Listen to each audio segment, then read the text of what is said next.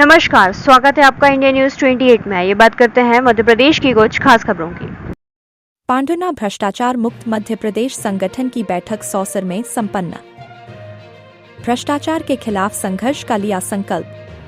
भ्रष्टाचार मुक्त मध्य प्रदेश संगठन की एक महत्वपूर्ण बैठक सौसर स्थित निजी मंगल भवन में संपन्न हुई। इस अवसर पर क्षेत्र भर से आए कार्यकर्ताओं एवं आमजन ने उत्साहपूर्वक भाग लिया। बैठक की अध्यक्षता पूर्व विधायक रामराव महाले ने की, जबकि मुख्य अतिथि के रूप में पूर्व विधायक अजय चौरे, वरिष्ठ समाज सेवी एम पुरी एवं अन्य गणमान्य लोग उपस्थित रहे। अध्यक्षीय उद्बोधन में पूर्व विधायक रामराव महाले ने अपने अनुभव साझा करते हुए कहा, जब मैं विधायक था तब भी मैंने भ्रष्टाचार के खिलाफ अपनी ही सरकार के विरुद्ध आंदोलन किया था। भ्रष्टाचार के विरुद्ध लड़ाई मेरा संकल्प रहा है। आज सौसर क्षेत्र में यह संगठन सक्रिय हुआ है।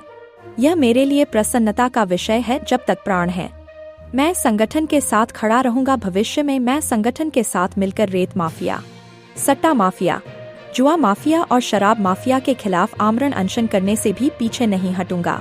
मुख्य अतिथि अजय चौरेजी ने अपने विचार रखते हुए कहा, सौसर क्षेत्र भ्रष्टाचार में प्रदेश भर में अग्रणी माना जा रहा है। अब भ्रष्टाचार केवल टेबल के नीचे ही नहीं बल्कि खुलेआम और बेखौफ तरीके से चल रहा है। हमें किसी के पिछलगू नहीं बनना है। संगठन में जो भी जुड़े हैं उन्हें निडर रहना होगा। सच्चा लीडर वही है जो निडर और आशावादी हो। हमें संगठित होकर प्रयास करना होगा ताकि गलत कामों पर रोक लगे और पारदर्शिता कायम हो। उन्होंने आगे कहा कि इस संगठन का कोई एक मुखिया नहीं होगा। इसके लिए 11 लोगों की तहसील स्तरीय समिति गठित की जाएगी जो निर्णायक भूमिका निभाएगी। साथ ही एक सूचना के अधिकार समिति भी बनाई जाएगी जो शासकीय कार्यों की जानकारी हासिल कर अनियमितताओं का खुलासा करेगी। पंकज ठाकरे ने कहा कि बड़े अधिकारी, कर्मचारी और ठेकेदार किसके इशारे पर काम कर रहे हैं, यह जनता भली भांति जानती है। अब यह दिखावा नहीं चलेगा। उन्होंने जनता से आह्वान किया कि अगर हम एकजुट हो जाएं, तो कोई भी भ्रष्ट तंत्र ज्यादा दिन नहीं टिक सकता। उन्होंने यह भी स्पष्ट किया कि उनका संगठन जनहित से जुड़े हर मुद्दे पर संघर्ष करेगा और जो लोग केवल अपने स्वार्थ के लिए पद और प्रतिष्ठा का दुरुपयोग कर रहे हैं, उन्हें जनता जवाब देना जानती है। सौसर तहसील रिपोर्टर अमन मालवीय की रिपोर्ट। सब मिलकर केवल 6 एकड़ जमीन, पूरे परिवार की 6 एकड़ जमीन। आज कितनी जमीन है बोर्ड के लिए? अरे तुम दोस्त थे उनके, घनिष्ठ दोस्त थे ना। इतनी जमीन कैसे आई? ये कौन देखेगा? आप नागरिक हो, आपकी जिम्मेदारी है। वो उसने इतना संपत्ति बढ़ाई, उसके लिए वो अकेला जिम्मेदार नहीं है। आपने उनको खुली छूट दी, मन माने कर, जो जैसा कर वैसा कर, और लोग डरती भी है उसको। मैंने सुना है लोग डरते हैं। एक माफिया को लोग डरने लगे तो क्या तुम्हारे जीवन में अर्थ है? पूरे माफिया। अरे भोपाल में मैं गया था, वो बीजेपी कार्यालय में, वहां सारे पत्रकार आ गए। पत्रकार बोले वो कोई पार्टी की टिकट का चल रहा था, अध्यक्ष बनने का। तो पांडुना के लोग जबरदस्ती ले गए मेरे को। मैं वैसा पार्टी की मीटिंग में जाता नहीं, कहीं जाता नहीं, पर इतना आग्रह करने लगे गए। तो वहां पर आगे वो पत्रकार परिषद होगी, वहां पर सारे भोपाल के पत्रकार आए। तो मैंने कहा इनको अध्यक्ष मत बनाओ। क्यों नहीं बनाए? तो मैंने कहा माफिया है, सबसे बड़ा माफिया है, और माफिया यदि हमारा अध्यक्ष रहता है तो और लूट करेगा ना, और लूट करेगा। उसको खुली छूट है। मैं चाहता हूँ ये संगठन बहुत अच्छा है, बहुत काम हो सकता है, क्योंकि मैंने ऐसे राजनीति से काम नहीं किया। या अभी आपका संगठन बना नहीं है, क्योंकि किसी भी अधिकारी कर्मचारी के खिलाफ, किसी माफिया के खिलाफ कोई भी लड़ाई लड़ना है तो उसके लिए बड़ी संख्या की आवश्यकता होगी, क्योंकि माफियाओं के हाथ इतने छोटे नहीं रह गए।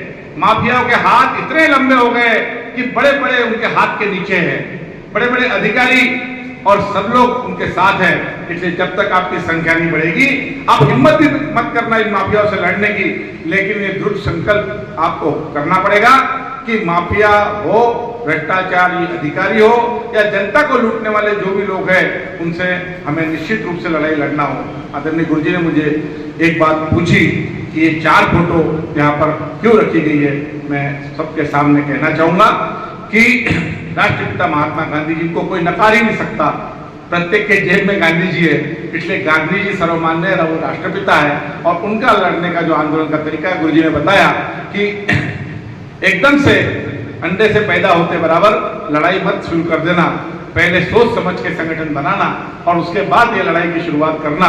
निश्चित रूप से गुरुजी का मार्गदर्शन सब लोग समझेंगे और पहले संगठन को ठीक तरीके से बनाएंगे, बढ़ाएंगे, उस संगठन को वो आकार देंगे, रूप देंगे और उसके बाद लड़ाई शुरू करेंगे। जैसे गांधी जी ने लड़ी, लंबा समय जरूर लगा, लेकिन स्वतंत्रता दिलाने के में किसी का नाम आता है तो गांधी जी का ही नाम आता है कि उनके द्वारा दे दी हमें आजादी बिना खड़ग बिना ढाल, साबरमती के संत तूने कर दिया कमाल।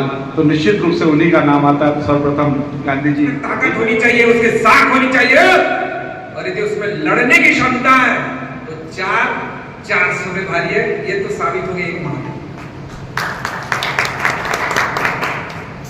सवाल उठता है इसकी जरूरत क्यों पड़ी।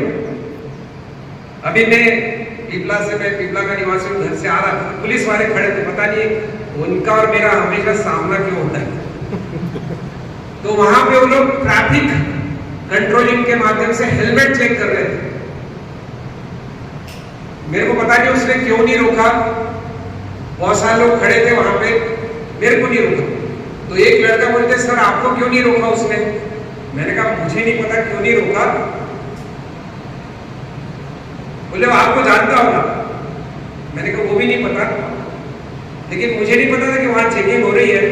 लेकिन आपको इस क्षेत्र की एक सत्य बात बता देता हूं,